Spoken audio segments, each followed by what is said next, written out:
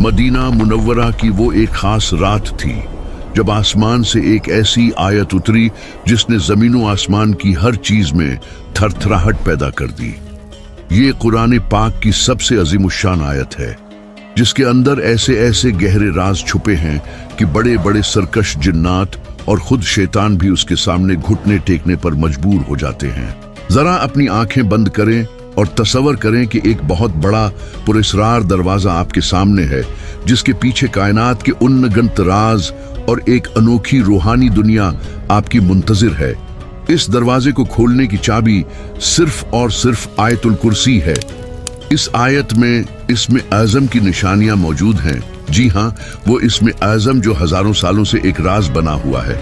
यही वो ताकतवर कलमात हैं जिनके जरिए अल्लाह वाले अपनी रूहानी बसीरत को बेदार करते थे। और आज की इस वीडियो में आप जान पाएंगे कि आखिर जादूगर, जिन्नात और शयातीन आयतुल कुर्सी का नाम सुनते ही क्यों कांपने लगते हैं। और हम आप पर वो राज भी खोलेंगे जो शायद आज से पहले आपकी नजरों से ओझल थे। आयतुल कुर्सी कुरान मजीद के तीसरे पारे में सूरा बकरा की आयत है। अगर हम उसकी बनावट पर गौर करें तो उसमें कल नो जुमले हैं। एक सही हदीस मुबारका में हमारे प्यारे नबी हजरत मोहम्मद सल्लल्लाहु अलैहि वसल्लम ने इरशाद फरमाया कि इस आयत के अंदर इसमें आज़म मौजूद है। अब सवाल ये है कि इसमें आज़म क्या है। ये अल्लाह का वो सबसे बड़ा नाम है, या यूं कह लें कि अल्लाह का वो नाम जिसमें सबसे ज्यादा ताकत, जलाल और असर पोशीदा है। सरकारी दो आलम सल्लल्लाहु अलैहि वसल्लम ने हमें बताया कि अल्लाह की कुर्सी इतनी बड़ी है कि उसका अहाता करना हमारी छोटी सी अक्ल के बस की बात ही नहीं। लेकिन अगर हम अल्लाह के अर्श के मुकाबले में कुर्सी को देखें तो कुर्सी की हैसियत ऐसी है जैसे एक बहुत बड़े वसीउ अरीज रेगिस्तान में एक छोटा सा लोहे का छुला या अंगूठी फेंक दी गई हो। ईतुल कुर्सी दरअसल अल्लाह की कुर्सी, उसके अर्श, उसकी लामहदूद कुदरत, उसके इल्म, उसकी बादशाहत और उसकी हमेशा रहने वाली जिंदगी का ऐलान है। इस आयत में अल्लाह की वो ताकत बयान हुई है जो कभी खत्म नहीं होती। उलमाए कराम फरमाते हैं कि ये वो आयत है जो इसमें आज़म के सबसे ज्यादा करीब समझी जाती है। जरा सोचिए, अगर अल्लाह हमारी आंखों से गैब का पर्दा हटा दे और हम देख सकें कि जब एक बंदा मोमिन आयतुल कुर्सी की तिलावत करता है तो रूहानी दुनिया में क्या हलचल मचती है, तो शायद हमारे दिल इस हैबत से फट जाएं और हम वो मंजर बर्दाश्त ही न कर सकें। नबी करीम सल्लल्लाहु अलैहि वसल्लम से मंसूब बहुत सी दिलचस्प हदीस मिलती हैं जो ये साबित करती हैं कि आयतुल कुर्सी बाकी तमाम आयात से मुनफरिद मकाम रखती है। हजरत अबू हुरैरा रज़ियल्लाहु अन्हु का एक बहुत मशहूर और ईमान अफरूज वाक़या है।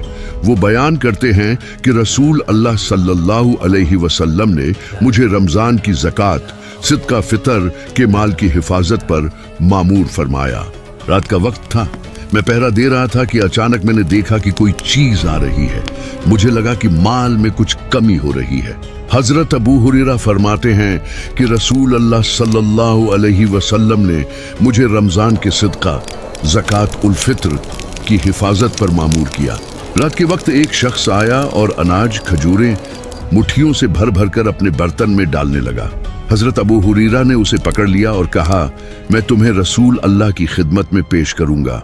उसने आजिजी की ओर कहा, मैं बहुत मुहताज हूँ, मुझ पर बाल बच्चों का बोझ है और मैं सख्त जरूरतमंद हूँ।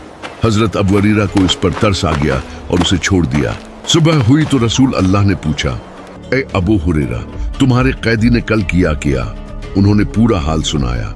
आप सल्लल्लाहु अलैहि वसल्लम ने फरमाया, उसने तुमसे झूठ बोला है और वो फिर आएगा। दूसरी रात नबी करीम के फरमाने की वजह से हजरत अबू हुरैरा चौकन्ना थे। वो शख्स दोबारा आया और अनाज चोरी करने लगा। उन्होंने उसे फिर पकड़ लिया। उसने फिर गुर्बत और बच्चों का वास्ता देकर माफी मांगी। हजरत अबू हुरैरा ने रहम खाकर उसे फिर छोड़ दिया। सुबह हुजूर ने फिर यही फरमाया कि वो फिर आएगा।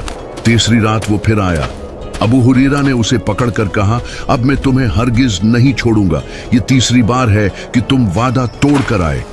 उस शख्स ने कहा, मुझे छोड़ दो, मैं तुम्हें ऐसे कलमात सिखाता हूं जिनसे अल्लाह तुम्हें बहुत फायदा देगा। कलमात ये थे, जब तुम रात को अपने बस्तर पर सोने लगो तो आयतुल कुर्सी सूरा अल बकरा 255 पढ़ लिया करो। उसकी बरकत से अल्लाह की तरफ से एक मुहाफिज फरिश्ता तुम्हारी हिफाजत के लिए मुकर्रर रहेगा और सुबह तक कोई शैतान तुम्हारे करीब नहीं आएगा। अगली सुबह जब हजरत अबू हुरैरा ने रसूल अल्लाह को ये बात बताई तो आप सल्लल्लाहु अलैहि वसल्लम ने फरमाया, उसने बात तो सच्ची कही है मगर वो खुद बहुत बड़ा झूठा है। फिर आपने पूछा, ए अबू हुरैरा, क्या तुम जानते हो कि उन 3 रातों से तुम किससे बात कर रहे थे? उन्होंने अर्ज किया, नहीं। आप सल्लल्लाहु अलैहि वसल्लम ने फरमाया, वो शैतान था।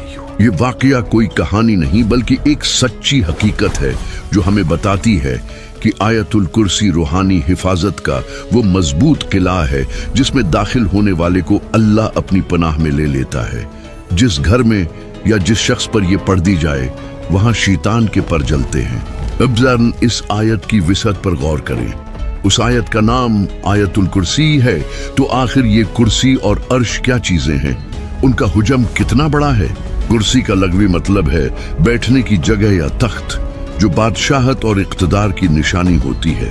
लेकिन अल्लाह की कुर्सी का मामला हमारी सोच से बहुत बाला है।